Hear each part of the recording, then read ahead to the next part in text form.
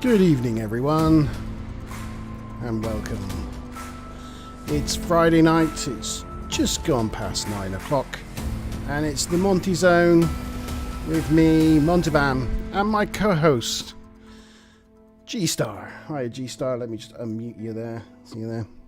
Good evening, sir, how are you? Evening, everyone. Evening, Monte Man. Evening, Governor. I'm good, thank you. Jolly good. Evening, all. Evening, all. Now, I will warn everybody right off the bat that we're not having great internet connection this evening. It's for whatever reason, whether it's my children are downloading lots of things, or whether the internet's just feeling flaky in Plymouth in general. It is a little slow this evening, and Streamlabs is telling me the quality of the stream is not great. I'm dropping frames all over the place. So yeah, that's a bit of a problem. Yeah, I should have my on-air thing on. Where's my on-air thing on? There you go. Yes, so I'm sure Smiler will keep me posted on whether we have any issues. But we are live at the moment. I believe it is up and running and working. So, Smiler, I see you're in the chat and ready to take any questions. Hi, Smiler. Good evening. So, January. It's been a month since we've been on. How have you been? Oh, lockdown-licious. Lockdown-licious? Yeah. That's my new phrase. Are LJs on the mend?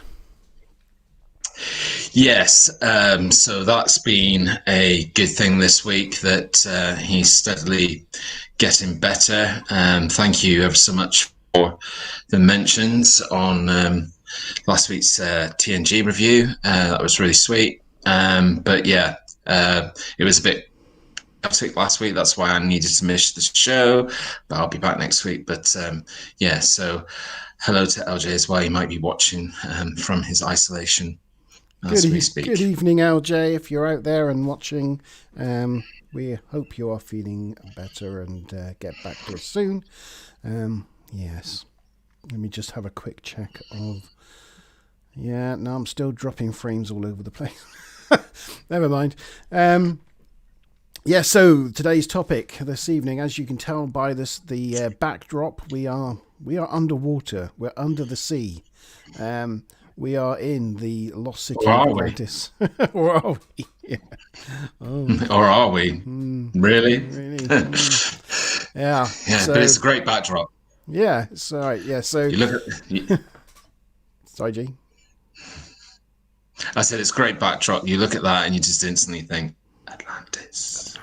Yeah, so we're talking about the lost city of Atlantis this evening. We're going to be looking a little bit at the myth and where some of the locations that experts and things think possibly they may have found where it was actually based.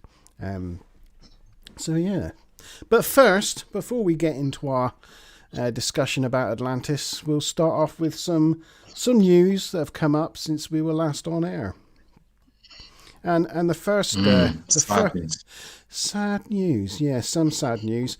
So the first bit of news this evening comes from early in December, from just after the last podcast, and that's the demise of the Arecibo radio telescope in Puerto Rico, which is really sad.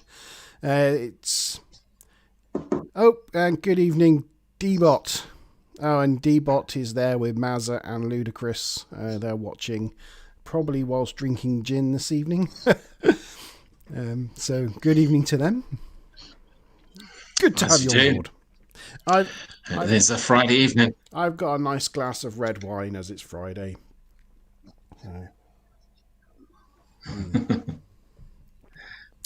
So the demise of the Arecibo telescope. So I'll just bring up just in case you don't know what I'm talking about. I know you do, G, but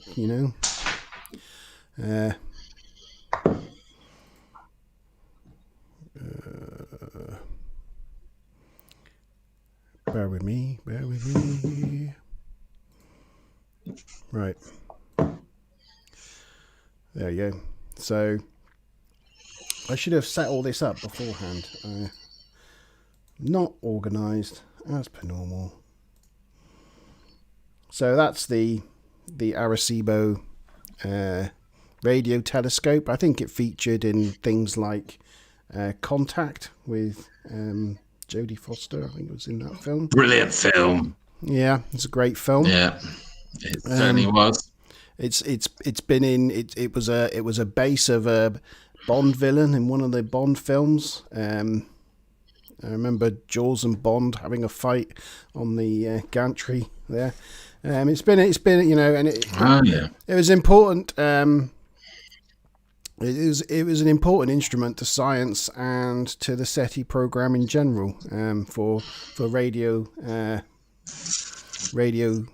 telescope science, and looking at deep space objects and radio waves. And unfortunately, in early December, the pylons collapsed. The cables holding the central gantry up snapped. The whole lot came crashing down. I've actually got some footage here for you. So this is it.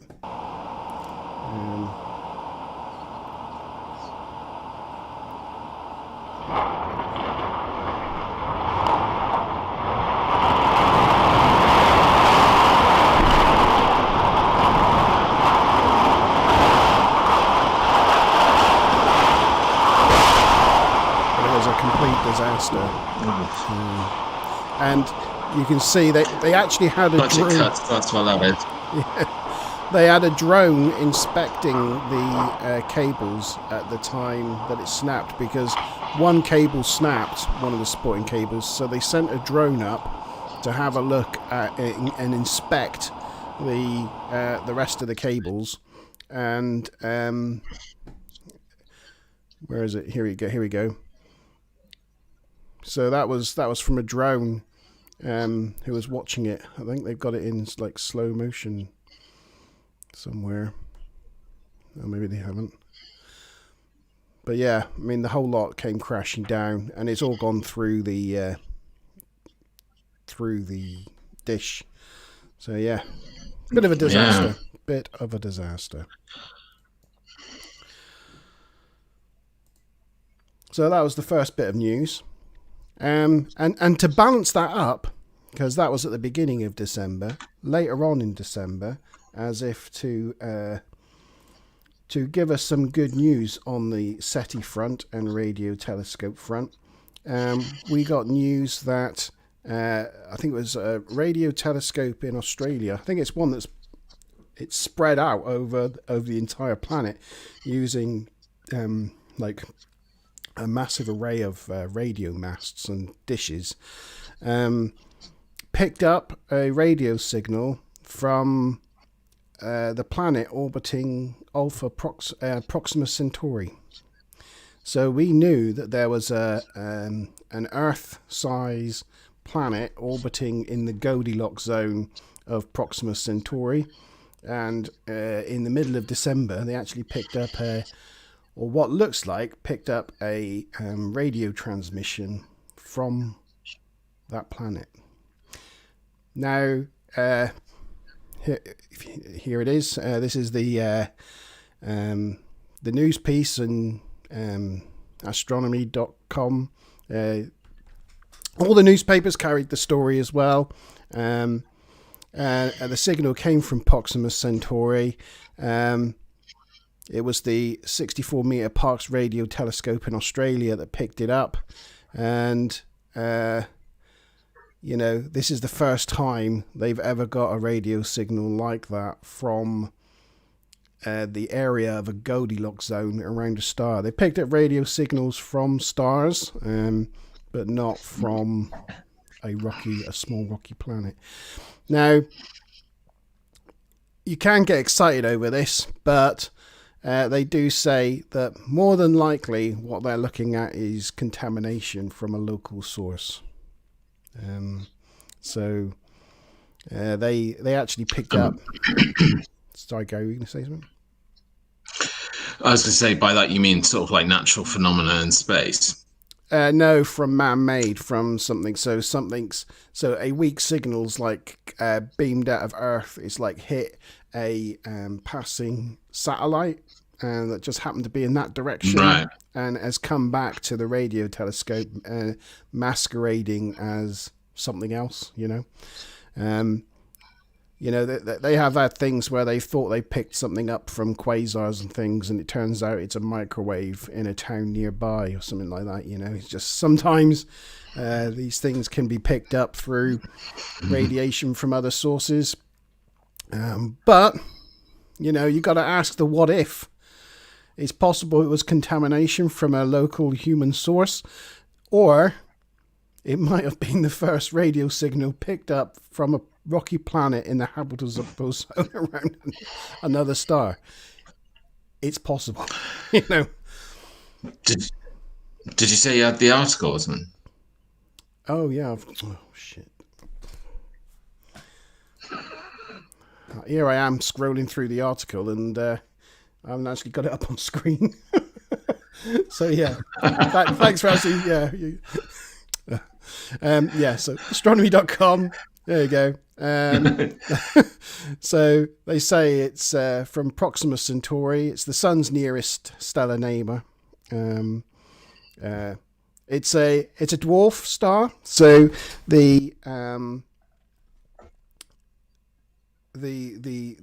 rocky planet, the Earth-sized planet that's in its Goldilocks zone, is actually closer to the sun than Mercury is to. It's closer to Proxima than Mercury is to the sun, but because it's a dwarf sun, it's a lot cooler, so it's still in that habitable zone for that size star. But because it's so close to a star, they think it's tidal locked. So there's one side that's always towards the sun, and the other side's always facing away from Proxima. So if there was a civilization there, they probably live like around the twilight, the edge between the dark side and the light side. There's probably like a habitable zone ring that goes from north to south around the planet. But but it's only 4.25 light years from Earth. So if we can create a craft, and that's what they're trying to do at the moment, is create a micro craft with a small solar sail with a camera that just weighs grams, and then using a laser, throw the laser at the solar sail and send it off to Proxima, and they reckon they'll get it up to a fraction of the speed of light. So it could take something like 40 to 70 years to get there, which is potentially exciting. Ouch. For our children's generation. Did they say how long the signal, in the article, does it say how long the signal lasted for, or is it just constant? No, it was once. It didn't last very long, or that they picked up. But it might be because, the planet is going around its star in a tidal locked fashion. If it was beaming that out from one point on that planet, you've got to wait for the planet to go all the way around the sun like a year before it points towards us again, possibly. You don't know. But it's very strange. But they do say, like, digging deeper, they say they place the word candidate on it because it's likely to be interference from a local source.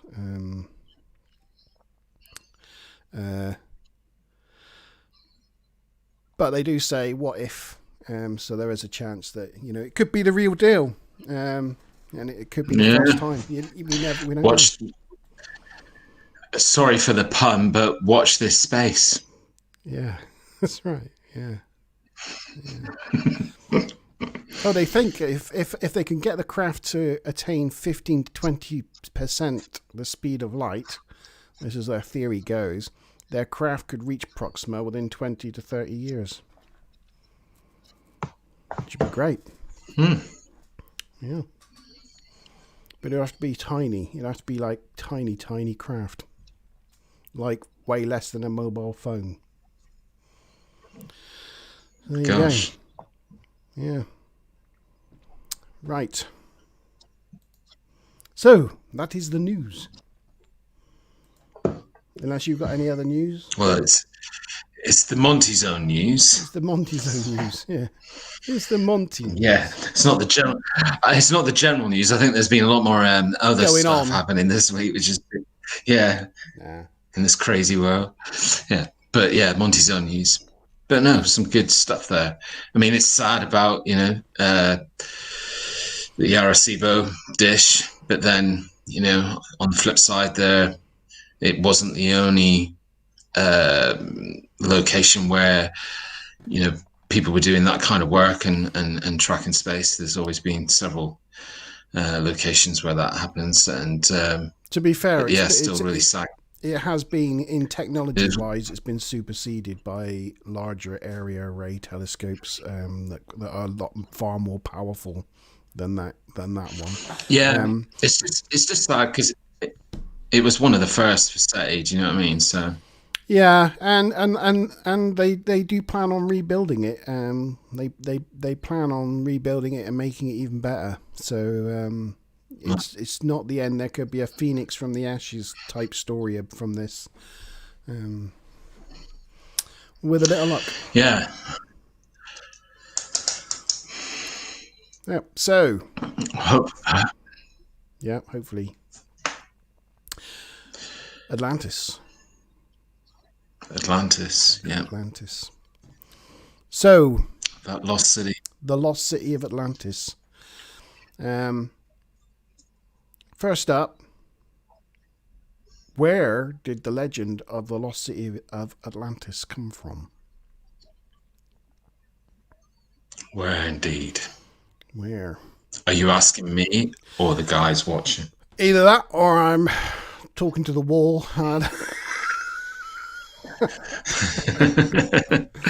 Sometimes it's... if anybody in chat can answer that question, I've got any ideas of where the legend of the lost city of Atlantis comes from, please give it a go without Googling it, Smiler Rainbow. Yeah. I've got a question later on, and nobody's allowed to use Google for that either. It's against the law. It's against the law. I certainly didn't use Google to do all my research for this evening. I might have done. I might have. No, I didn't. I used Yahoo. What are you, from the 1990s? Yahoo. Right. So, okay. I don't know. We could be on a delay because of lost packets. But go on then. You give me what you think. Go ahead and just tell everybody where it came from. Okay, so there's only one source really, one source from the lost city of Atlantis, and that is from the Greek philosopher Plato, which is quite incredible, really, when you think how many millions of pounds and much thought, that people have been searching for it and talking about it for literally centuries. It's amazing. It just came from the musings of one man, sort of around 300 to 400 BC, which I think is incredible. Yeah. So Plato, who is kind of like one of the foundation stones of philosophy, was with his mate Socrates. Yeah, he was kind of like a student of Socrates, in a way, and a lot of his writings are done in the form of sort of make believe, well, semi dialogues of Socrates and other great thinkers of the time.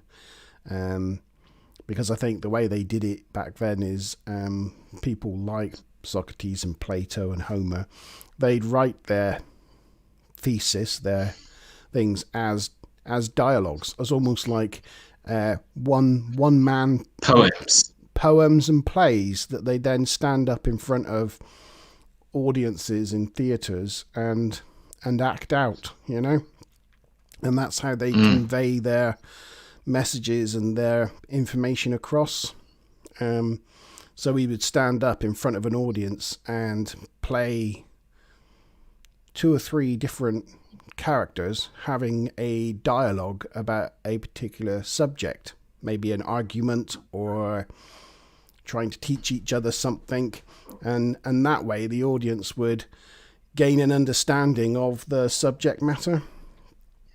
And it's in one of those dialogues called, I'm gonna butcher this now, it's called the Timaeus dialogue. Yeah, it's he actually references Atlantis in two, yes. Timaeus and Critias. Yes. Timaeus is the first one, and this is a story of Socrates talking to Solon.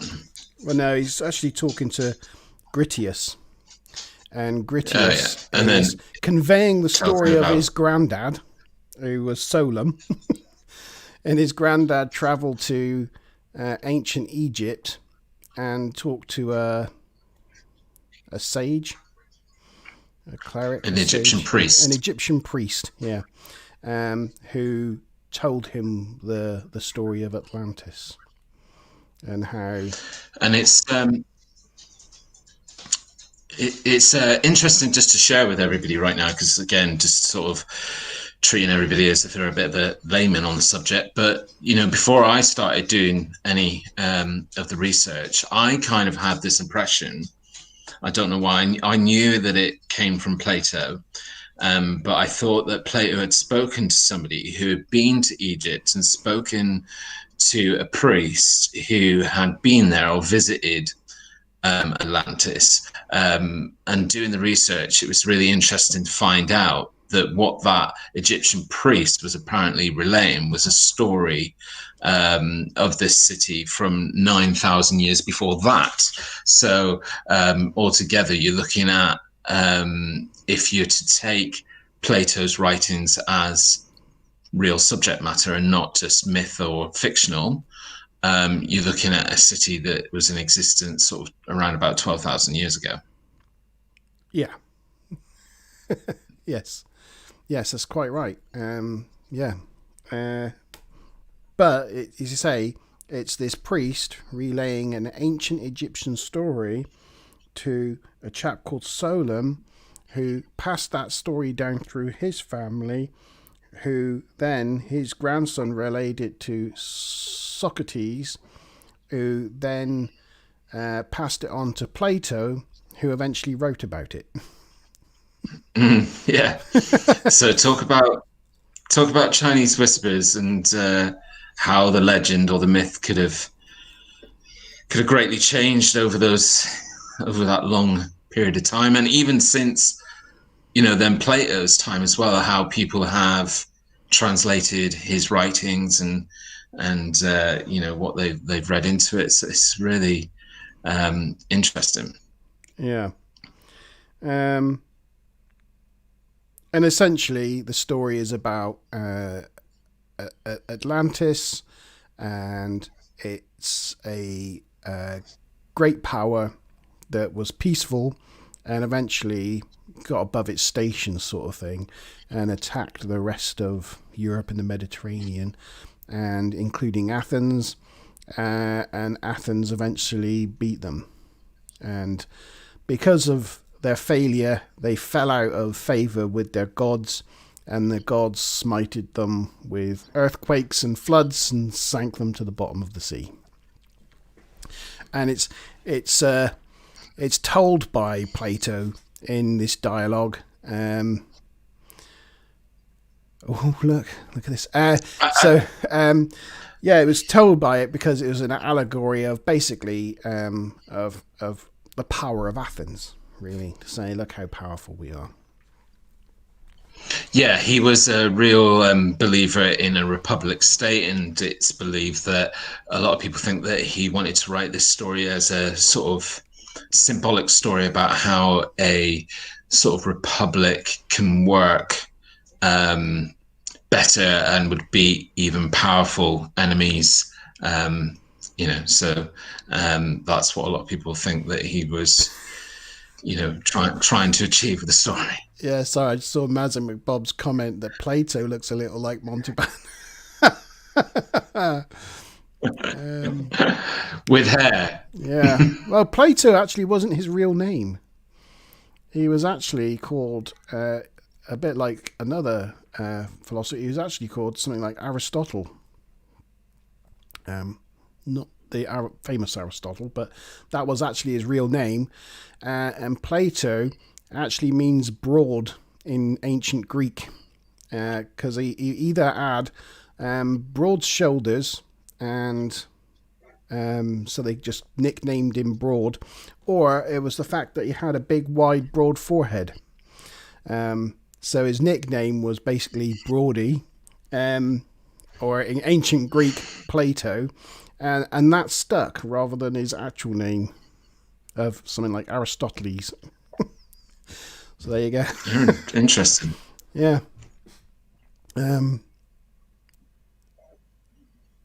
Picture Monte. So, would now be a good time to put the question to the audience. Well, D-Bot does say, is Atlantis off the coast of Santorini? It's a good question. Who said that? D-Bot in chat. Oh, right. I can barely see the chat on my little phone screen for some reason. I'm having trouble reading it. Well, that is one of the possible... do you want to ask your question now, G? Yeah, so basically, if you believe that Plato's writings are just purely fiction and mythical, there are plenty of archaeologists and mainstream sort of scientists that believe that Plato's writings were heavily inspired by a story of a real civilization which disappeared and was lost due to natural disaster. And the question is, without using Google, what is that civilization called, or what were they called? And we'll be covering it later in the show as well, so the answer will come naturally. I don't think I look anything like him. I don't see the... I think it's more the statues, not the... it's the grey beard. Not the artistic impression. It's definitely the beard, and as I said, if you had hair, Yeah. I mean, I've seen some of the statues, and, I would say that the sort of eyes are pretty similar as well. Oh, okay. Right. Yes, so I think a lot of people wouldn't be taking this seriously if it wasn't for the fact of Homer and Troy. Yes, Smiler says she agrees. It's nothing like me. Plato's far more handsome. I mean, no, that's not what she said. He's got hair, yeah. So Homer of like the Odyssey fame and whatnot. Again, Homer, like Socrates, Homer was another person that Plato very much admired and was like a student of, because Homer came before both of them, and Homer wrote about the story of Troy. The Trojan Wars, The Trojan horse. It was the 10-year war that was getting nowhere. So the Greeks made it look like they left behind in the honor of the Trojans, left a horse behind that had enough room in it for 1,000 Greek warriors in full battle armor, and still had room for adequate toilet facilities. And the Trojans wheeled it into behind their big walls, and of course the Greeks all jumped out and massacred them and nicked their queen and had away with her. And from that we get the I'm just quoting Red Dwarf at this point. And from that we get the saying, "Beware of Greeks bearing gifts." Where Lister thought it should be "Beware of Trojans, they're complete smegheads." But yeah. So, but that was just thought of as a myth written by Homer, and that was that until Troy was actually found on the Turkish coast, on the northwest Turkish coast, and I think it was like the mid 1800s.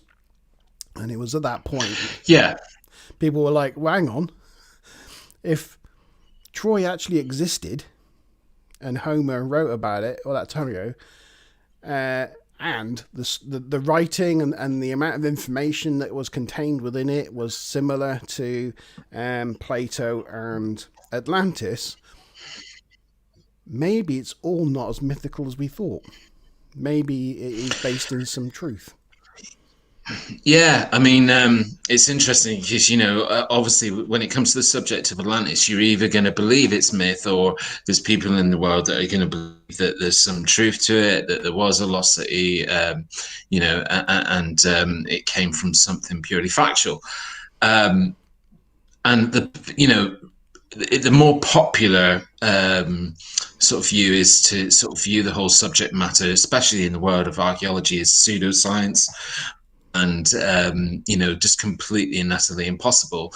Yet an argument to that, exactly what you just said, is that for centuries, the city of Troy was believed to be mythical until, like you said, in the mid 1800s, it was discovered by an English family actually that had decided to move to Turkey to buy a farm because the husband in the family had a belief that he knew where, or had a guess where he thought the city of Troy was. So he bought this area, and at the time it was considered pseudoscience. He couldn't get any backing from the British Museum to help him financially excavate the area, and he had to depend on a German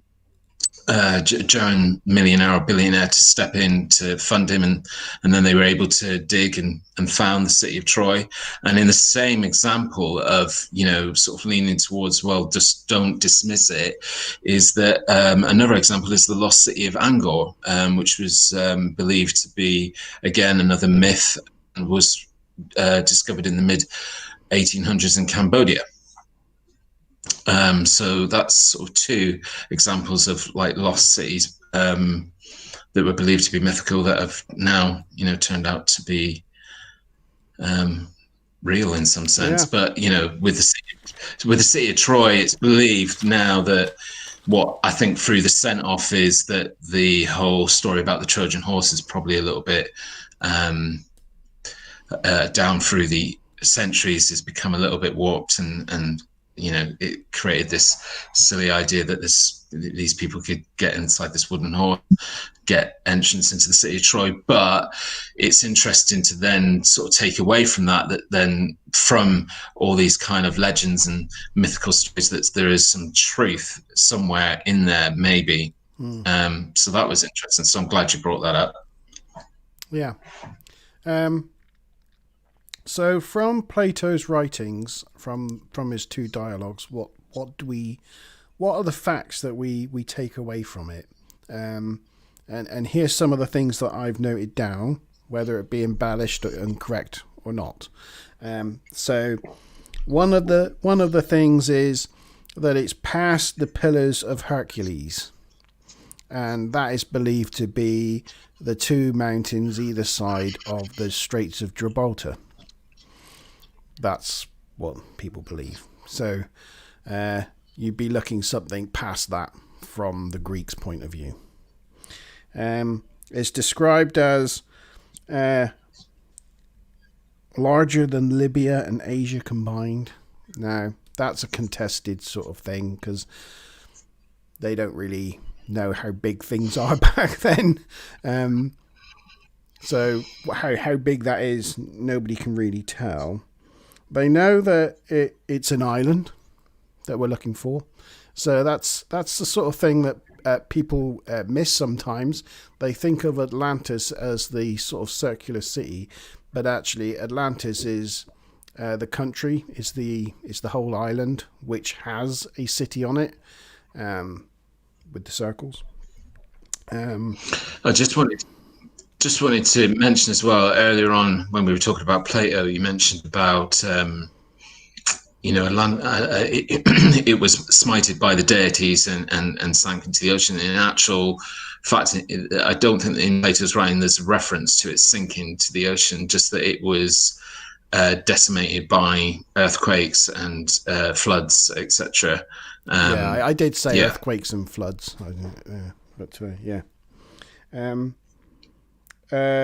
it has a central plain that is roughly rectangular. It has mountains to the north that shield it from the northern blasts, which people think are winds, like northerly winds, cold northerly winds.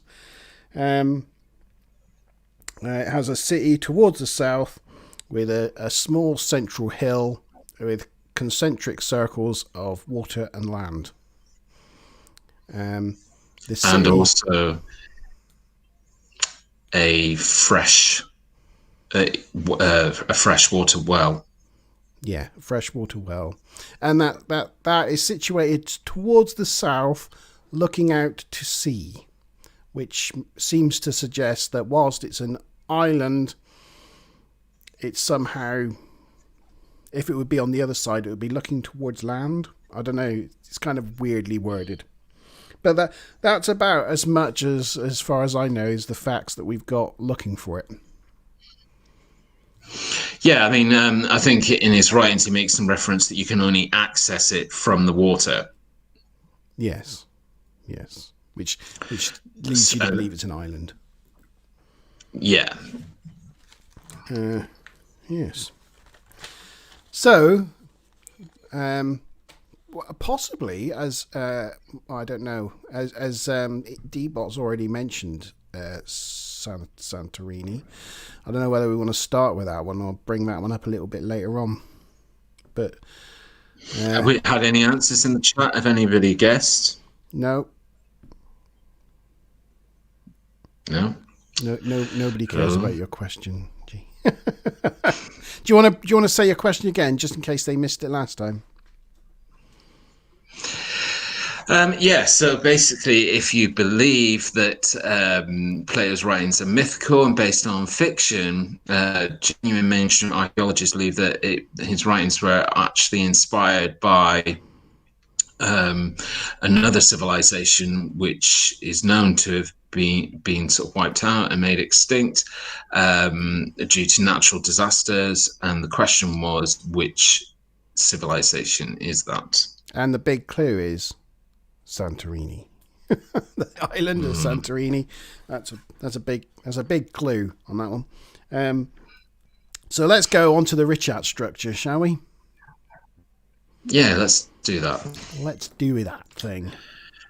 And well pronounced as well. I've got some. Well, I know you sent me some pictures, but here we go. I've got a Google search. Doesn't that, like, as a Google search and all those images there, doesn't that look like the surface of Jupiter? I think, are we looking at something on Earth, or are we looking at storms of Jupiter? But no, we're not. We are looking at the Earth. The Sahara. The Sahara. in Africa, in the middle of Africa, and it's actually an area called that's nicknamed the Eye of Africa, or the Eye of the Sahara. And you can see it in this picture here. You can see what they mean by it being the Eye of the Sahara. It's huge. That circular structure in the middle is something like 25 miles across. So, I believe it's 24 kilometers. No. Or 43 kilometers one way. Yeah, or maybe 24 miles. It's about 24 miles, 40 odd kilometers, something like that. It's big. It's big. Do you want to talk a little bit about it, G? Yeah, so basically, the Richard structure was really discovered in the sort of late 1800s, visibly by people walking over the Sahara and starting to kind of take note of it. But it wasn't really seen in the way that we see it in these pictures until the 1950s, when it was actually photographed the first time by the Gemini 4 mission. So, to see it like we're seeing it, you have to sort of see it from space or very high above because of the sheer space that it. So nobody really knew it was there, because you've got to imagine that this is smack bang right in the middle of like the most desolate area of the Sahara. And that's kind of, when it was discovered. It's popped up recently within the whole sort of theories of Atlantis, and that this is a potential candidate for what Atlantis was. There's obviously, a lot of mainstream archaeologists and scientists that, again, would put the label of pseudoscience on it and would rip it apart. I've read up a lot about the sort of skeptical viewpoint of this one, and then all the evidence that sort of points towards it being Atlantis. And I would say that the skeptics' arguments are very much that people who believe that it is don't have very much scientific evidence to back them up. But then again, the skeptics, if you read a lot of stuff online, they make quite a lot of sweeping statements themselves, which can't necessarily be proven, because the main point about this area of the Sahara is it's never certainly the eye itself has never been excavated.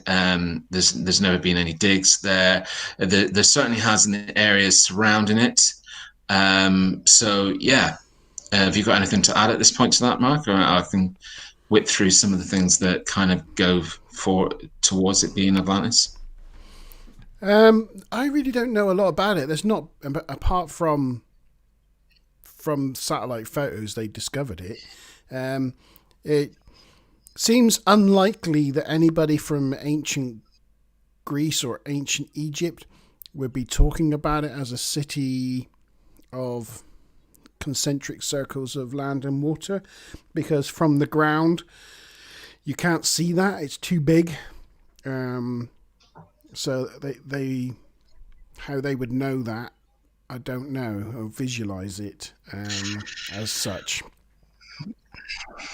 Okay, so it's like the size of Greater London. It's absolutely huge. It's about half the size of New York City, what we're looking at in this picture. But basically, to give people an idea. I can show you in terms of how it looks.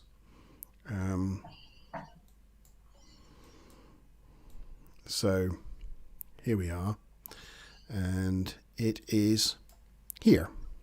So there it is. There's the circle. I mean, it's absolutely ginormous. Yeah.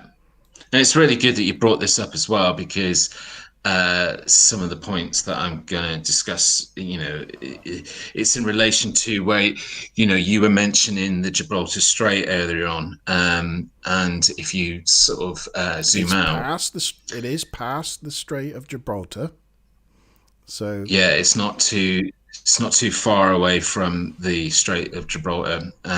Obviously, as it is now, it is a long way away from the ocean. But that's not to say that 12,000 years ago it was. But again, that's a big argument between, those that go for it and then those that would call it pseudoscience. So, but again, both sides have some quite good evidence to argue it. So, for example, the image that we're looking at is about, the location where it is in the Sahara is about 1,300 feet above sea level as it stands at the moment.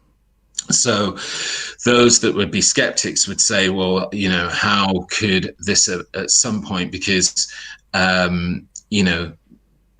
often we think of Atlantis as a city that sank to the ocean, but it could have been the fact that it was actually pushed up out of the ocean in a massive sort of template moving over time. Now, a lot of people would say, well, how can an area mass of land like that move 1,300 feet in just a period of 12,000 years? Because in the scope of the world history, that's not really a long time. But scientists have actually tracked now that Antarctica is raising 1.6 inches per year, where tectonic plates, etc., are moving, or that sort of thing. And so if you did some maths and work out 1.6 inches. It's raising partly because the ice is melting off of it, which is like lightening the load on the tectonic plates.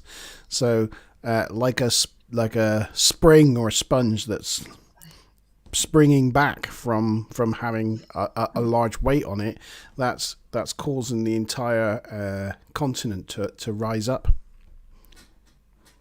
So there you go. Yeah, but it's just interesting to know that those scientists that would instantly debunk this and say, well, it's just not possible that over that period of time it could have got 1,300 feet above sea level, when actually there is a continent that's moving 1.6 inches up a year. And then if you can do some maths and calculate that across 12,000 years, you can easily achieve that 1,300 feet figure. So that's one other interesting point that sort of goes for and against. It's been proven, though, I mean, with what probing and investigation has happened to this area, to the Eye of Sahara. It has been proven that it's a natural formation. It doesn't show signs of what we see in the image as being man-made. So a lot of mainstream archaeologists and scientists would say, so that's the reason why it's not Atlantis. But the people that really go with the idea are saying, well, hold on a minute. Just because it's a natural formation doesn't mean that there wasn't a city built on top of a natural formation and utilizing the natural topography around to actually build their city. Because in Plato's writing, what he mentions is a city where there are several, I think it's 2 or 3 causeways of water that are in a concentric circle around, and these are intersected with areas of land. So there are people that over the years have looked into what Plato wrote about and then come up with imagery for what it may, an artistic impression of what it may have looked like. And there's some early examples of this, even before, excuse me, sorry, Matt.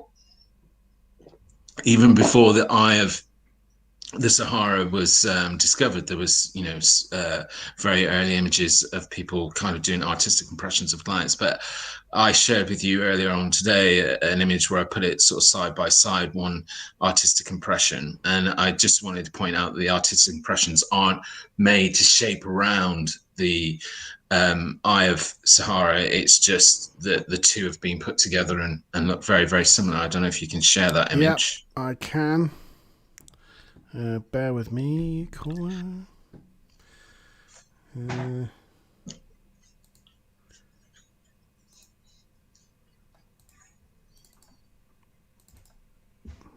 There we go.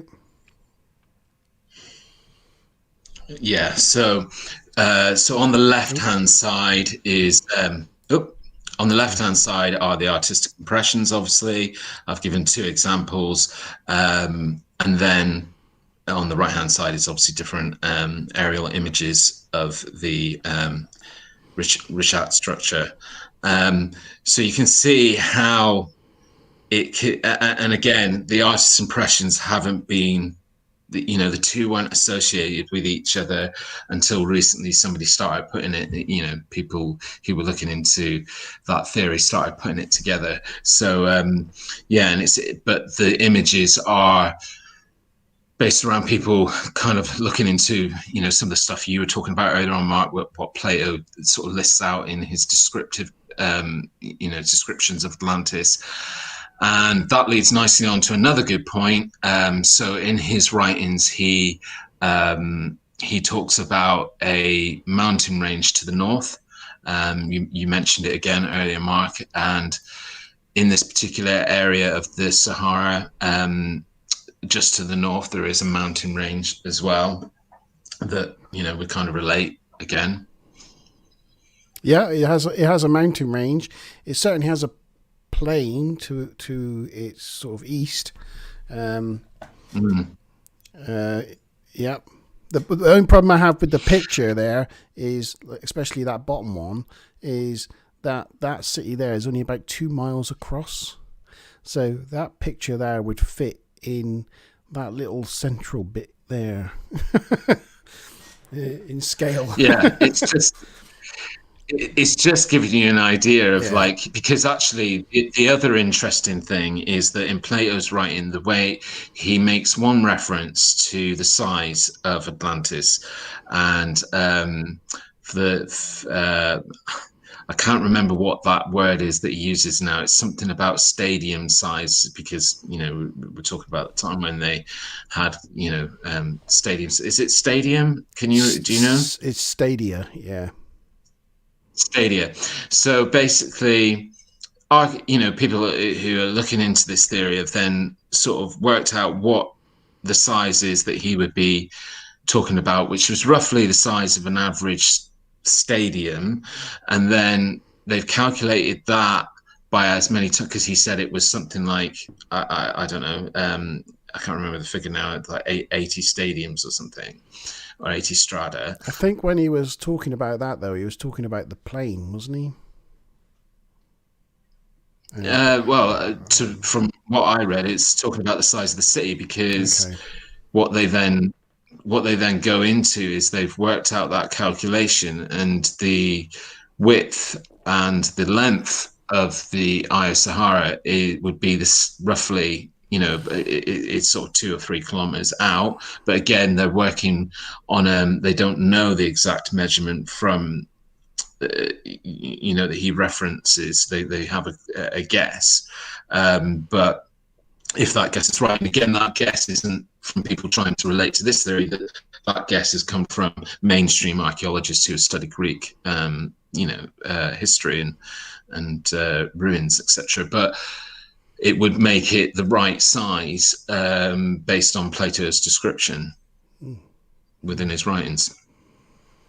Yeah. And so basically, if you could go back to the sort of Google Earth image that you had of it, and if you wouldn't mind sort of pulling out so that you can see the ocean.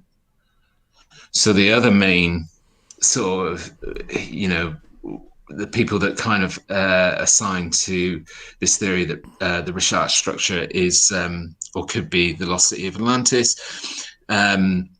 Basically, there's a feeling. Could you just zoom out just a little bit more? I don't know if you can get Africa more central. So there's a feeling that basically a segment the Sahara, and where the eye of the Sahara is quite in the north part of Africa, and to the edge. And there's a common thought that there was a chunk of that area of Africa that actually originally wasn't part of the mainland, that there was a natural event, whether it be an earthquake, as we've said, that it was all about earthquakes and flooding, that happened, that pushed the tectonic plate over and pushed that landmass, which then was an island, into the main body of Africa. Obviously, it would be an amazing, with volcanoes and huge natural disaster and destruction, and that was, how it ended up being there, where it would have originally only been accessible by water, or that it was, that plain of Sahara. Because I don't know if you're aware of this, Mark, but recently, I can't remember if it's NASA, but there was pictures revealed that they've discovered water rivers under the Sahara Desert, and some large lakes well underneath the surface. I know that there is. I mean, there's lots of oasis, isn't there, in the Sahara? Lots of spots where water comes to the surface. So I'm not surprised by that. Yeah, but also just to note that one thing that has been found around the Eye of Sahara is samples of, signs that there was seawater there at one point, which again would indicate that far in, at some point, there was some capacity for saltwater to be in that area. Well, there's evidence of the whole continent, or the whole Sahara, being underwater at some point, because the whole of the Sahara's littered with seashells and fossils of marine animals and things like that. Yeah. I mean, it's just that it's a very popular scientific thought that was much that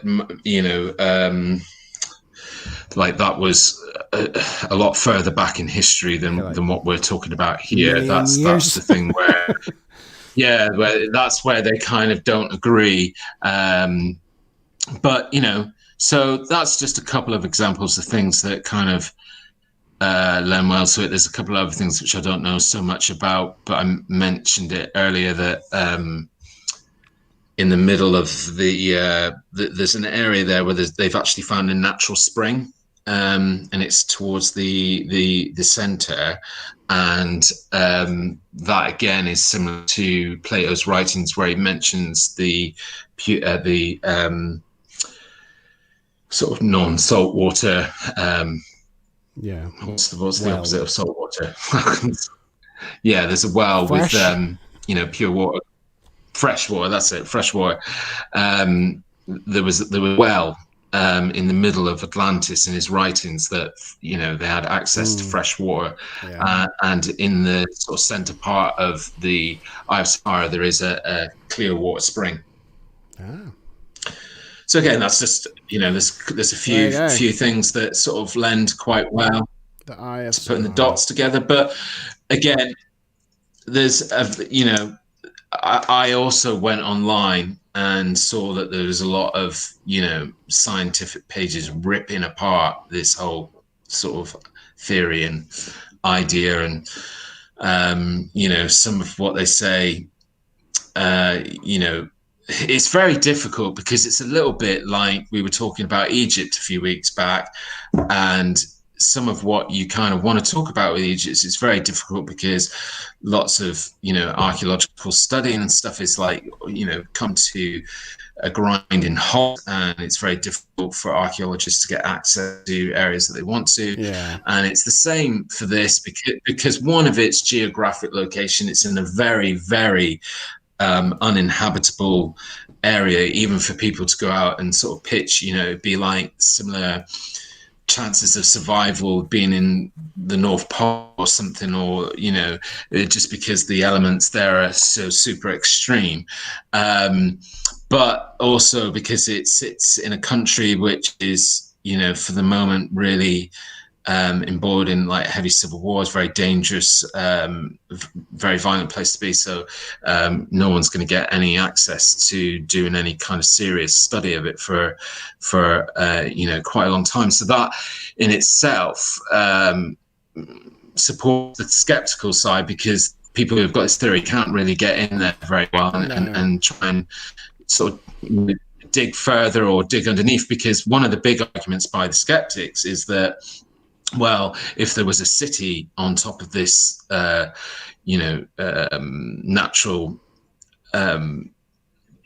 structure, then why is there no evidence of that city? Why have we not found a single clay pot or anything like that? And, there's a couple of things that you could easily, if we are talking about somewhere that went through a massive natural disaster, and it was, earthquakes and flooding and God knows what else, then, the whole city and its ruins and everything could have got spread so far and wide. But there are actually, around the surrounding area and throughout the whole of Sahara, there's been quite a lot of archaeological finds of things like spearheads, arrowheads. One thing that they found, which again is heavily debatable as to why any civilization, where they're dating it, would have it, but stone things that would have been used as weights on nets for fishing nets. So again,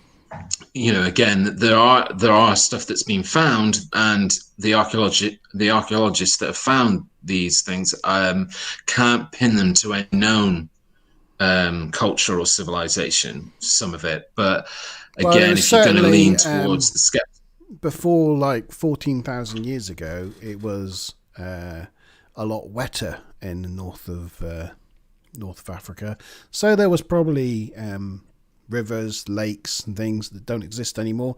They have found near in outcrops of rocks in the middle of the Sahara, they found like cave paintings with paintings of hunters and buffalo and deer and monkeys and all sorts of things, all painted on rocks in the middle of the Sahara Desert.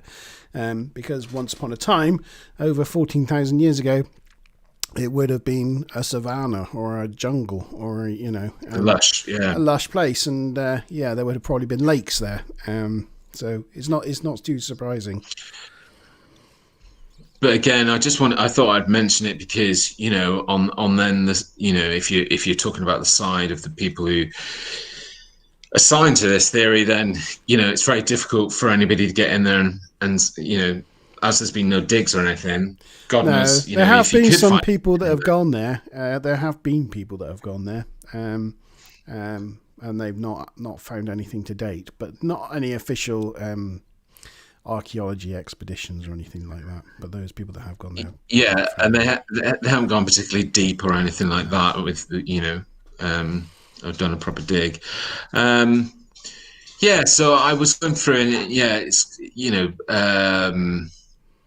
a lot of the scientific community would sort of state that this whole thing is very pseudoscience, but they were very harsh in their kind of reasons why they would punch holes in it. But at the same time, there was a lot of I've got a quote from one website that was called Neurologica, and there's a guy that's done an article on there ripping apart the guy who originally sort of brought this theory to YouTube.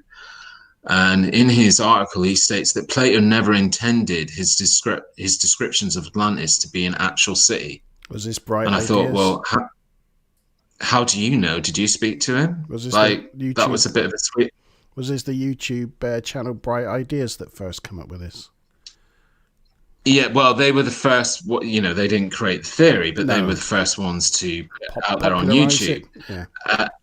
And then also use a lot of, what the mainstream scientists would say pseudoscience techniques to kind of misconstrue people around the. But again, I'm not too for or against, but just even looking at their own justifications for why it's completely impossible. This one guy stating in his article, Plato never intended his descriptions of Atlantis to be an actual city, but there's no mention of that in his writings, that he stated in the writings that they're fictional. So how does this guy know that? Did he speak to him? That just instantly gave me that thought. Yeah. It's a good candidate. So that's candidate number one. Shall we go to your answer to your question, as nobody is taking a punt at it? Yeah. Okay. Go on then. So the answer to the question, and D-Bot said it earlier on, at the coast of where was that? I can't read it. I'm going to it now. It's Santorini. Look, Santorini. Me in geography. Look at this. Watch this. Ready? Oh, look at that. It's not like I know my way around the world. Yeah, you spend too much time on Google Earth. Do I? So anyway, the answer to the question, the civilization, was the Minoan. So a lot of archaeologists believe that Plato took his writings or inspiration in his writings from the Greek island of Santorini, which had a volcano, I believe, and the Minoan civilization was wiped out. Yeah. So the Minoan civilization is in the right sort of wheelhouse date for the legend, because it was one of the first sophisticated cultures in the Mediterranean, one of humans' civilization's first sophisticated cultures. I mean, they had on Santorini and Crete to the south, so they were based in Santorini and Crete. So if we look, here's Crete, and spanned several of the other islands. This was kind of like the Minoan empire or whatever. The Minoan civilization was in this area, with Santorini as its capital in the middle. But here they had palaces, cities with plumbing, underground heating, baths, all sort of the mod cons of modern civilization. They had it before the Greek civilization or the Roman civilization or the Egypt civilization really got going. They were the first. That what they had, around 4,000-5,000 BC is incredible, and they were wiped out from. If you're looking at that hole in the middle of that island, and this is where they think like Atlantis would be, off the bay here, or the city, I suppose. This would be Atlantis as the island, with the city somewhere underwater off the coast here. But it did have a volcano that went supernova and blew the island to smithereens, and took the Minoan culture with it. And if it is here or wherever, it's now long gone. They weren't even called the Minoans. Sorry, Gary. Sorry, go on. You were going to say? We call them the Minoans because they worship bulls.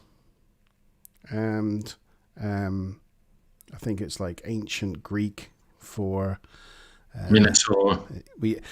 That's where the Minotaur, the name Minotaur, comes from the ancient Greek word for bull. And basically, it's the bull culture, they call it. That's where the Minoan name comes from. But what they actually called themselves as a people, we don't know. They might have called Sounds themselves. like a load of bull to me. They might have called themselves Atlanteans. Yeah, we don't know.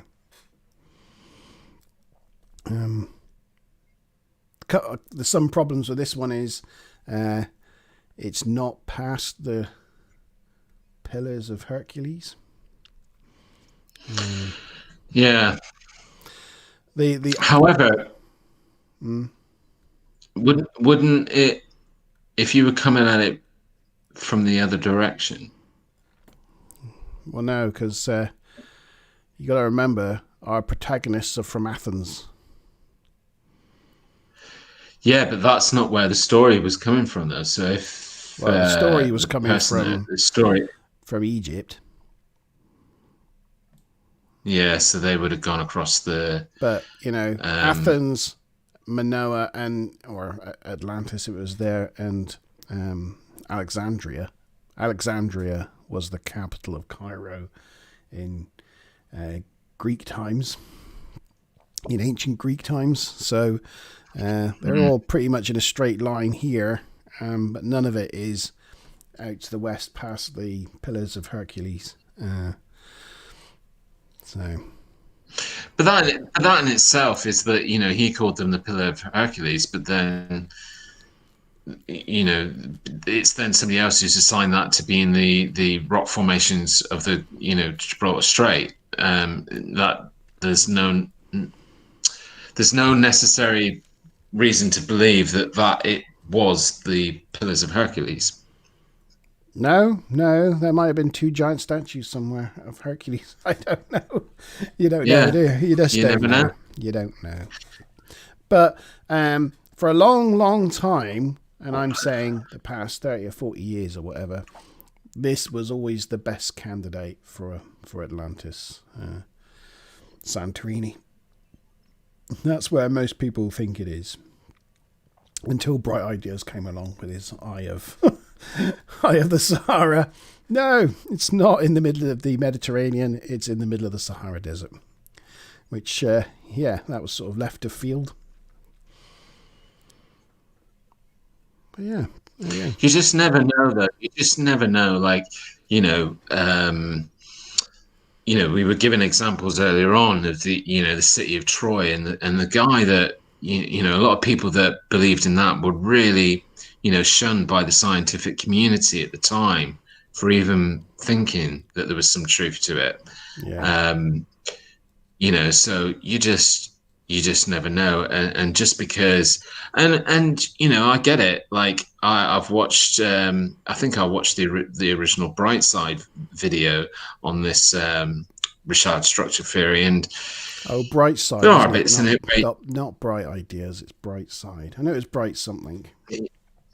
Yeah, and there are some points in there which just are kind of you think they're they're a bit of a leap, but then there's some really good, solid stuff, and there's and now it's just opened up a lot more where people have then if you go back and you watch the original one, it's very basic, and then that opened up a well of the skeptics and the scientific community stepping in and going, no, what a load of rubbish.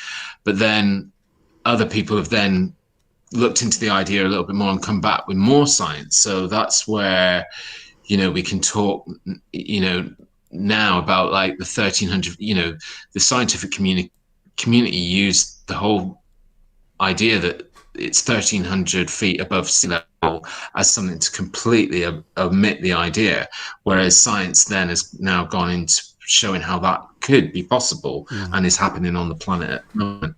So it's very interesting. Well, you haven't heard my theory yet. It's not. It's not on. It's not actually my. Where theory. Atlantis is? Yes, yeah.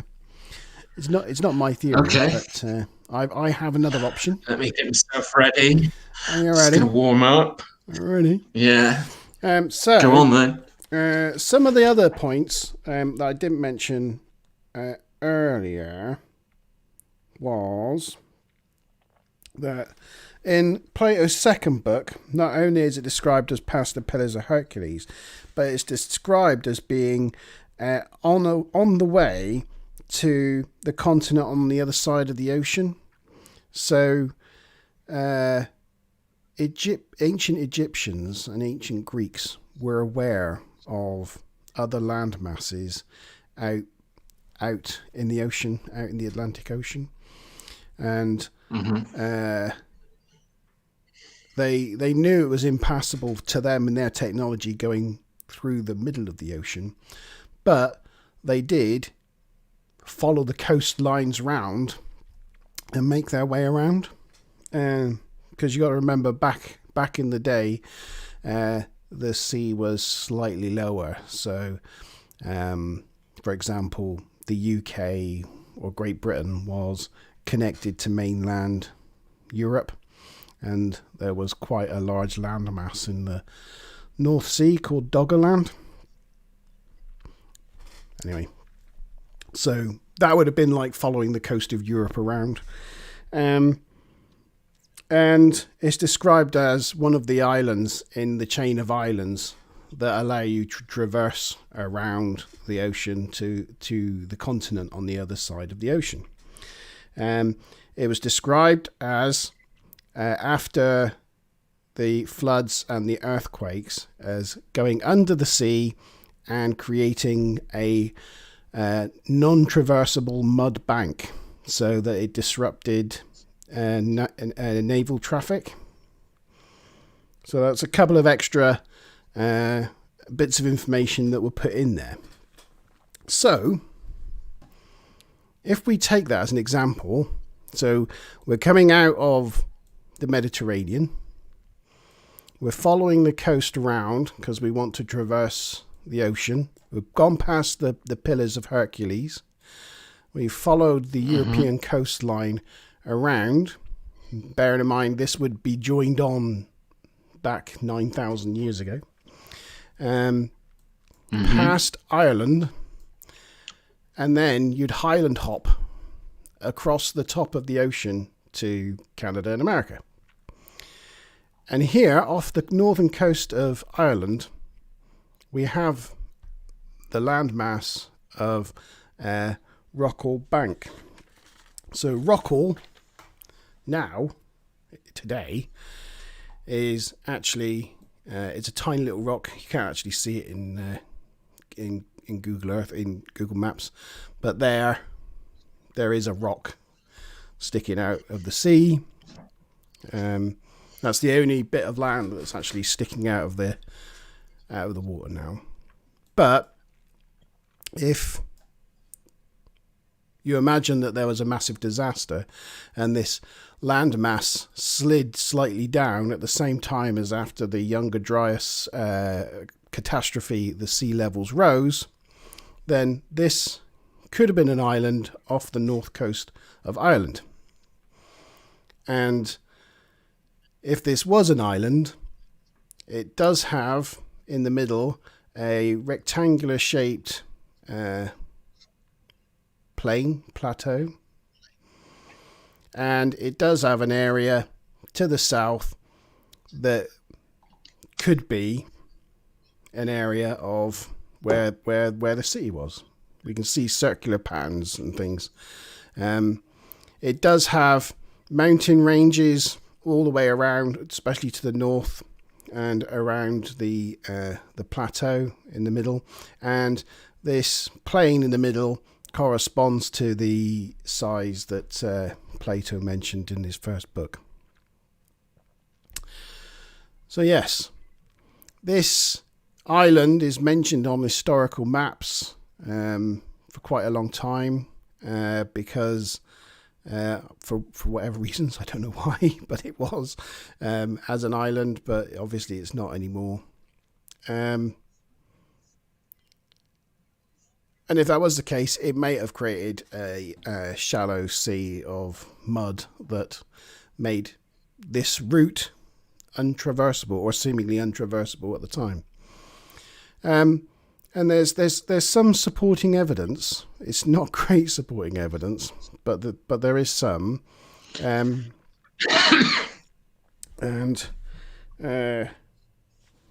So if we look at Irish legend, So there's an Irish legend of Tuatha de Tuatha de.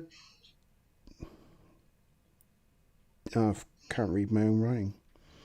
Tuatha de Dunham. Oh, I can't. Hang on a minute. I can't read my own writing. I'm gonna have to Google it.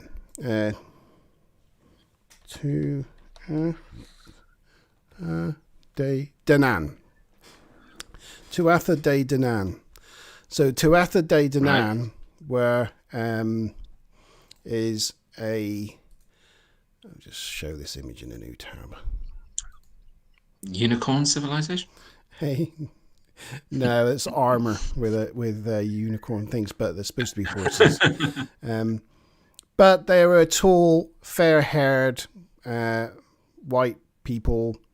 Yes, thank you, Smiley. It was Tuatha de Danann, who came from an island to the north of Ireland, who arrived on ships surrounded by smoke and steam, and they arrived after a catastrophe and brought with them to Ireland technology, including medicine, architecture, science, and alike. And they were kind of like, although gone into folklore, they were kind of like the beginnings of what turned into a lot of Celtic myth. So, for example, this person here brought this sword, and this is the sword that became Excalibur. But interestingly, one of the adornments on the head of one of these is a snake, like the Egyptian pharaohs wear snakes on their heads. But yeah, and they were ruled. Sorry. They look like elves or something. Yeah. They were leaving Middle Earth. And, they were, yeah. It's exactly like that. It's like that sort of like, Lord of the Rings, Arthurian kind of myth. I wonder whether Tolkien took his influence from that, because it's. Well, I think it was. Sounds very. I mean, this is like the foundations of Ireland. This is the myth behind it.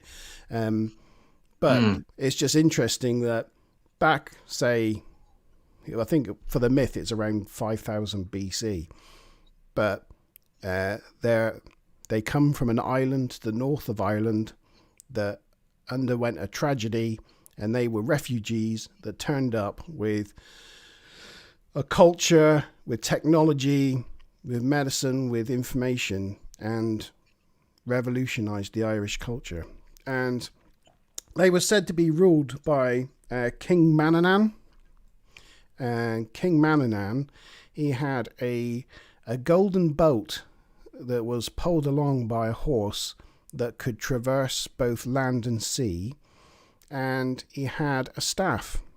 And in the ancient Egyptian legend of Atlantis, Atlantis was ruled over by Poseidon, who had a golden chariot that was pulled by a horse that could traverse land and sea, and he carried a trident.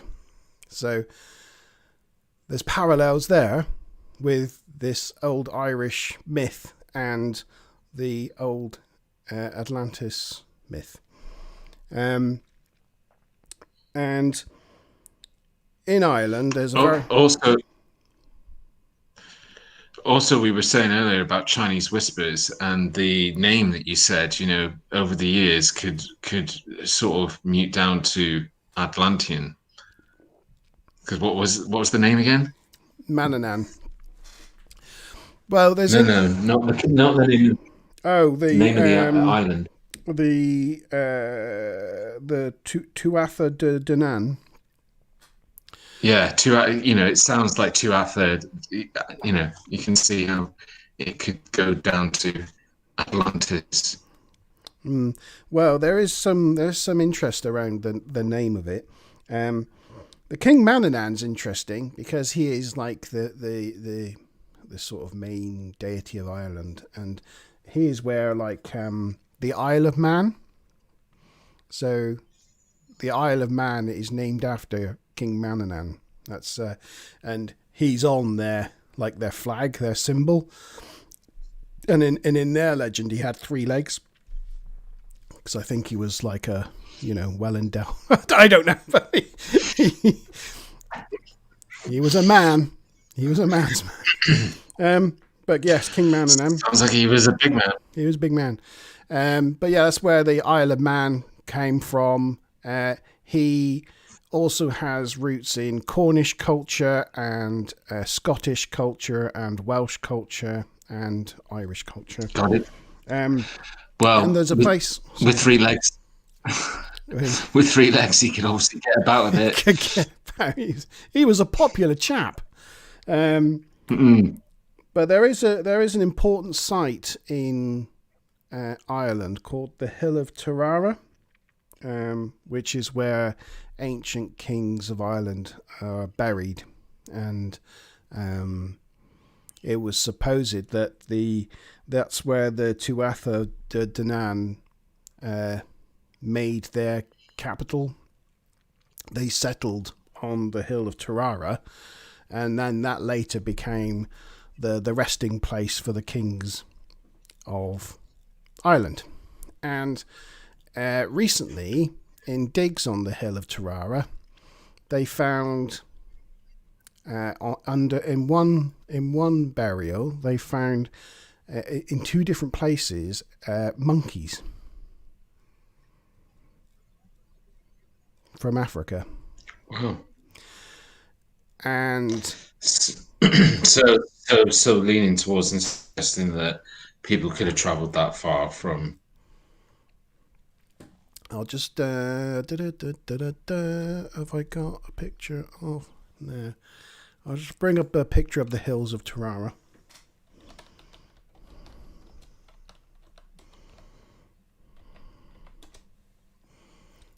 See if we got a picture of it. So here's the hills of Tirara in Ireland, and the hills are made up of concentric circles. Danger.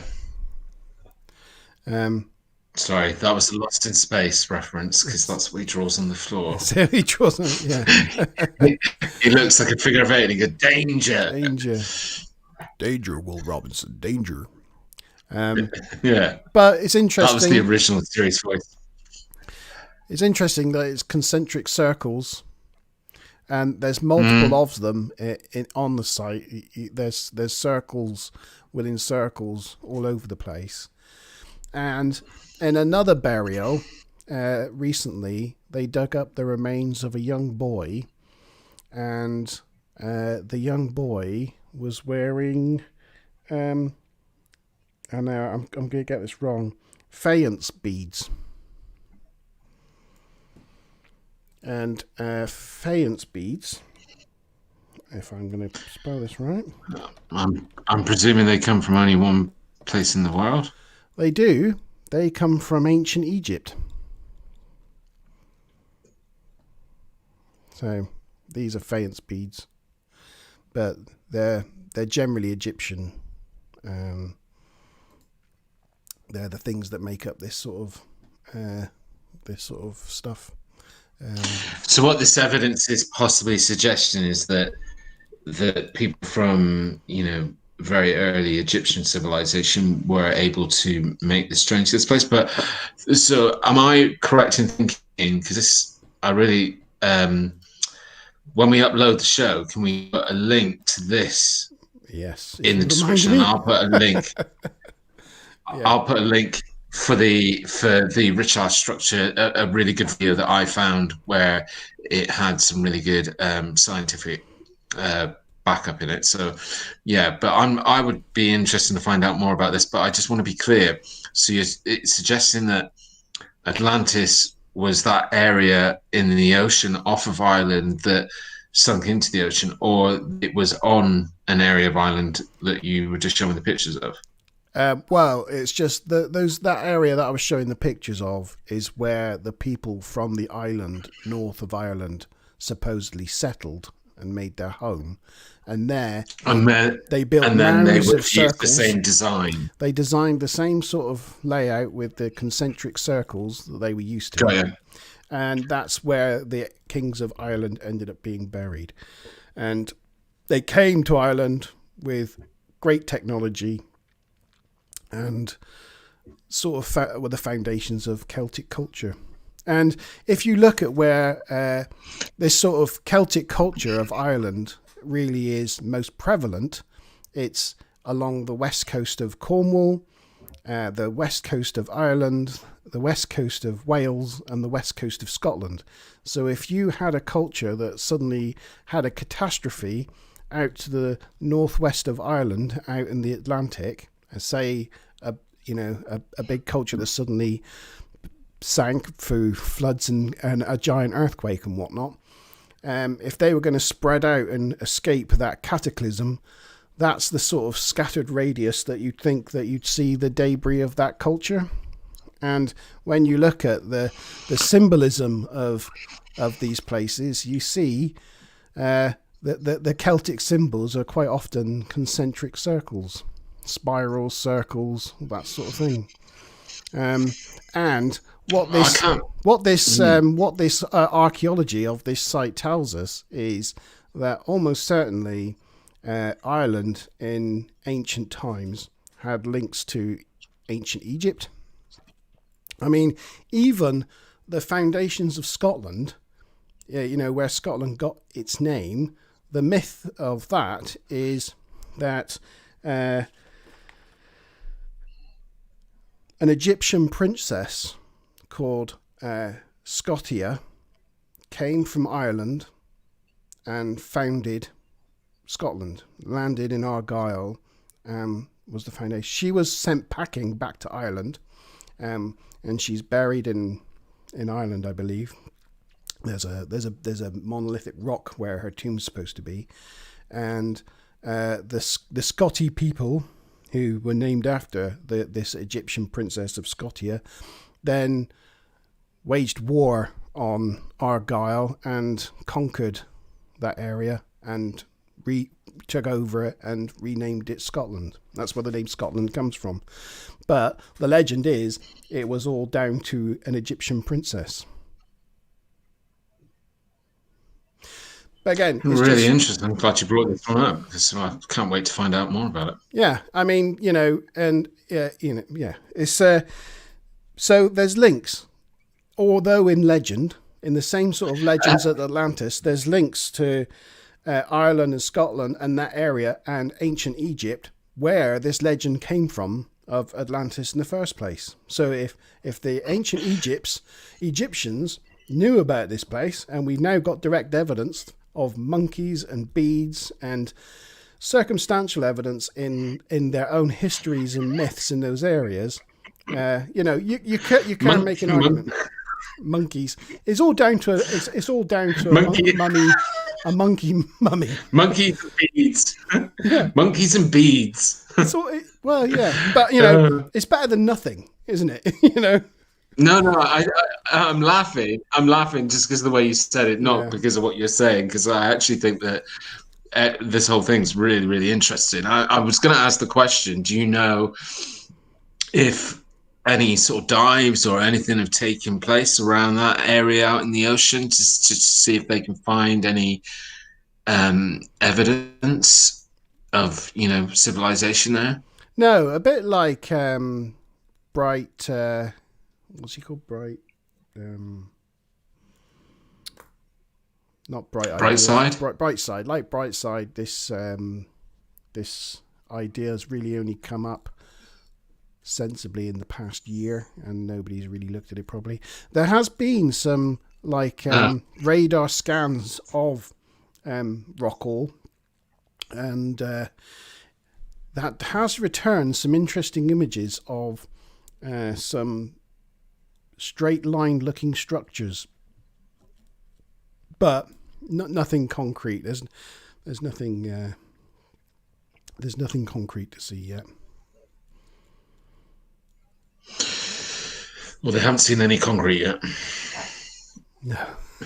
It's a good one to keep keep an eye on. Yeah, yeah. I I thought like I it. thought I thought it There's was a an lot of it interesting that, one. again, I'm in that school. So just to say, I'm in that school where I do believe that um, there is something in play. He was referring to something, now whether that's got Chinese whispered down through the ages and changed and transformed into something else. But I do believe that there's something behind it. And, it's like you were saying earlier on with the whole city of Troy and Homer's writing in it all being around the same time. I think there's got to be something to it. So it'd be definitely one to keep an eye on, and I definitely want to find out some more about it as well. I mean, it's interesting, like we were saying the other week, how the Egyptians believed that they were the inheritors of a previously advanced culture that sort of moved into the area. And it's interesting that they did DNA sampling on mummies, including Tutankhamun, because they noticed that some of these pharaohs, or a lot of the pharaohs, seemed to have either blonde or red hair and seemed to be pale skinned. And so they did DNA sequencing, including Tutankhamun, who had red hair. And they proved categorically that their DNA was from Western Europe. So they were fair-skinned, red-haired. Really interesting. There's also a lot of evidence that a lot of pharaohs weren't, and and they were actually well, dark-skinned Africans, but a lot of them were. but one thing that is indisputable, that they always kind of put the upper high society and pharaohs, like almost they depict them as being something very different from the average man or woman, the way they depict them. So maybe that's the reason, because they were much lighter skinned, or had fair hair. Yeah, I've just noticed the chat thing's not showing. It's not showing all the chats. There we go. I don't know why that is. Sorry about this. Just doing an admin-y thing. That's right. I've had real problems seeing the chat all night, so I do apologise for guys if they've been coming back and saying stuff, making comments. I do apologise, but it's. I know I'm wearing glasses, but I can't even see it with the glasses. It's really tiny on my screen. Yeah, it's just Smiler Rainbow thinking it had something to do with Stargate. I don't know if you decrease the font of the chat box. I can make it bigger. But yeah, it's really tiny on mine. Well, maybe for next time we'll do that. Yeah.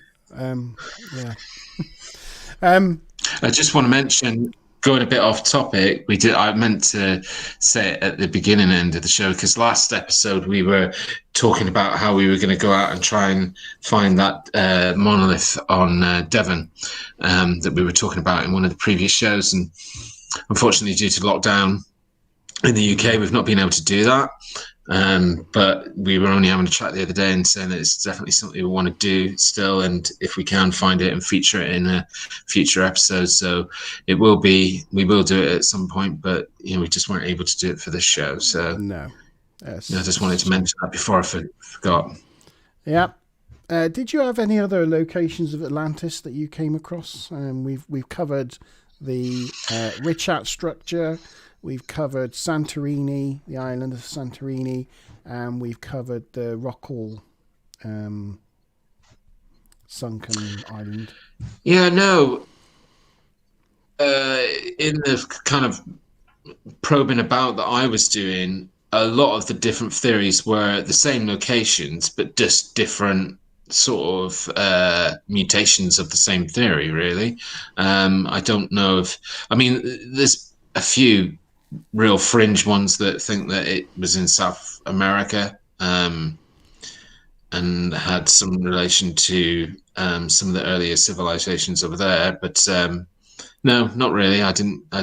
Those were the ones that popped out. No, some people to me. think some have thought it's the Azores, which are the group of islands directly west of. If I just show you on the map here, it's directly west of the Pillars of Hercules. So if you imagine from the Mediterranean's point of view, you go through the Pillars of Hercules here, and then if you keep going straight, you actually hit the Azores, and that's a group of islands that are all on a like in the middle of a tectonic plate. And so when you look at them, you can just see that they're just like a line of mountains and volcanoes. You can see all the volcanoes. Look.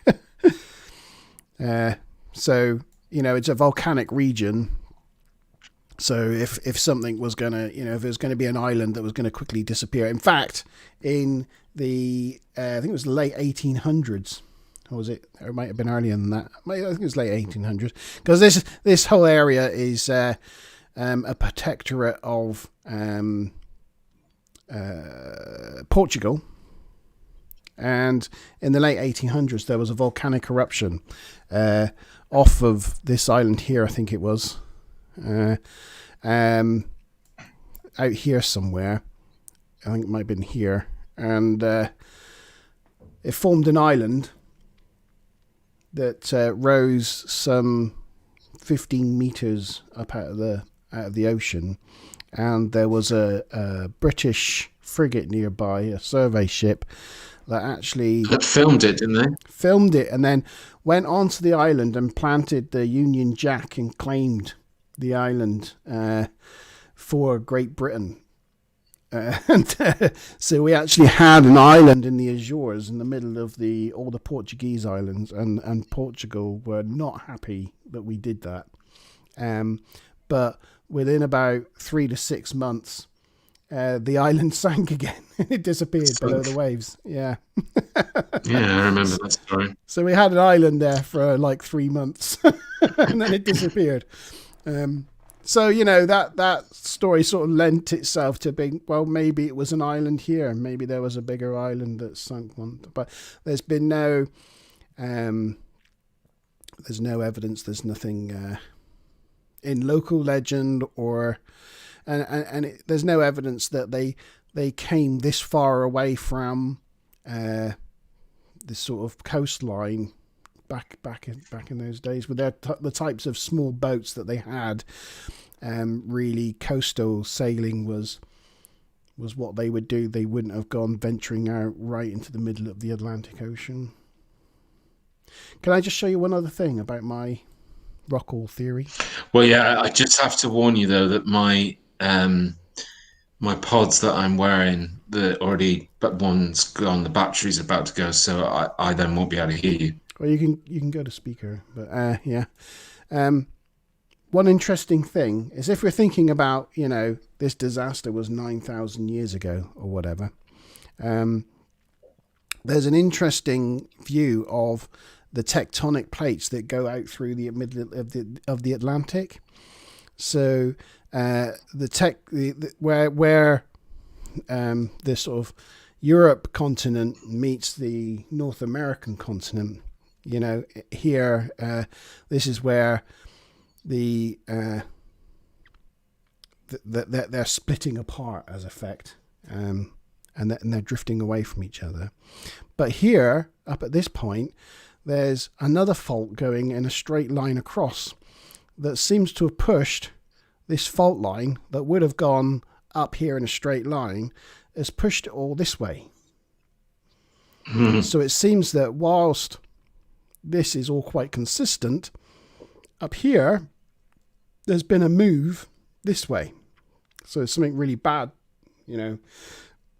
or the land here is just literally liable to slide this way, which means, if we're looking at this island here as being our Atlantis, maybe the problem in this fault here, in this deep crack, may have been one of the things that caused the disaster with this island. Maybe this continental shelf shifted and slid it literally all into the sea, and it sort of broke away from there. So it's just an interesting observation of how this. Maybe it all happened at the same time as England disconnected from Europe, and well, it was all around that way. It was the Younger Dryas event. Do you know what that is? Yeah. Talked about in the past. It's basically massive amount. Is a meteor split up and hit at multiple locations across the northern hemisphere of the Earth, and caused massive upheaval and made the global temperature rise. Caused a lot of tectonic plate movement and a lot of volcanoes to erupt, and drastically raised the temperature of the planet, which melted the polar ice caps and raised the sea level. Caused the floods by something like 15 meters. And caused a lot of flooding. And that's where a lot of the great flood myths come from that Younger Dryas period. So maybe a combination of that and this tectonic plate movement is what done this island here in. But yeah. It's also possibly the location of the myth, the British myth of Avalon. It might have been the same thing. Avalon, Atlantis. Yeah. Yeah, there you go. That's where you could start getting connections with the theory of Merlin and stuff like that, don't you? Arthurian legends, and again, a lot of that's connected to those people from I've forgotten what it's called. The Tuatha De Danann. Yeah. Mm. But it's supposedly possibly one and the same thing. There you go. That's our talk about Atlantis. I think we covered it pretty well, considering it was... D-Bot asked, would we survive a plate move? Well, to be honest, it's very unlikely we'd have any type of massive plate move here, because we're on a plate that doesn't really move a lot, and we're not near any fault lines. You get the odd little tremor, don't you? But we don't move that much, and a lot of the United Kingdom's based on the foundations of really solid granite, so probably not. Interestingly, there is archaeological evidence for where we were connected to mainland Europe. It would have been from about the middle of the UK here, all the way to around Denmark here, and from around the middle here down to France here, and this area here they scientists call Doggerland, and there has been deep sea archaeological investigations of this area, and they have found a lot of signs of human habitation there, like spearheads, pottery, encampments, all sorts of things, all under the sea and of the. I mean, I would have said that a lot of that could have come off of Viking ships and stuff coming to and fro from across the way, sinking, getting sunk. Oh, this is like Stone Age. This is pre-Viking. But am I right in thinking that there is some evidence that the tectonic plates haven't always been where they are? So there's obviously an outer crust to the Earth, and there's the inner plates, and the two have moved. So at one point throughout the Earth's history, at some point, the plates could have been underneath the area that we now know of Europe. Yeah, they're always moving, aren't they? They're always folding on because I think that, if we were to be able to fast forward, like, I don't know, maybe 4,000 5,000 years. I think that California might end up being a bit like the UK and just depart from the edge of America and just be this strip, where there's the Well, plate no, I think you're in right. I mean, you can see it today. I mean, it's already happening. I mean, this would have you can once upon a time been a part of, this is Baja, California, would have been a part of mainland Mexico, and this is the what do you call it, the San Andreas Fault, and the San Andreas Fault comes right up here, and then makes land here, and goes up here, and you can literally see like the Rift Valley of the San Andreas Fault, and you can literally see the line. It goes up here, and it actually goes through the middle of here. So this is it. It goes along here. This is the San Andreas Fault right through the middle of here. And, eventually this could, as you say, come off. It is trying to come off. Yeah. But yeah. It's funny. But you just don't know, well, I mean, they do know, but I mean, the Earth looked very, very different, and the landmass and everything, millions of years ago, and then hundreds of thousands of years ago as well. So you just never know, but it's really super interesting stuff. Mm. Yeah, there we go. And I think we covered it well. I think we've covered. I think we're done. If anybody just saw me then look like I jumped out of my skin, it's because my fur babies moved and I wasn't expecting them, and it made me jump. Is that what it was? So, is that why you jumped? Yeah. I freaked out because, all of a sudden there was all this noise. I was like, what's that? And forgot they were there. Brilliant. Yeah, I think we've done all right there covering that subject. I haven't got anything left in my notes, I don't think. Me neither. We're done. What are we gonna do next time? I'd like to do something UFO-y. Yeah, me too. Because we haven't really gone too far into a UFO. I mean, we talked about those photos, but I think we could do something. I was talking to you. I was talking to you in November, I think it was, just before we were doing the episode that we did with photos and stuff, about that one drone footage that was pretty convincing. So maybe we'll cover, rather than photographic evidence, we'll cover some video evidence. Yeah, we could have a look at some video evidence. Maybe we could do a two-pronged thing. We could have a look at what video evidence there's been and see if we can get some of the most famous video clips. And also see if there's been any major incidents in the southwest, in Devon and Cornwall, just as of local interest for us. I can tell you that's a definite yes, but yeah. That would be really cool to explore. Yeah. Okay, cool. Well, thank you for those who have joined us in chat.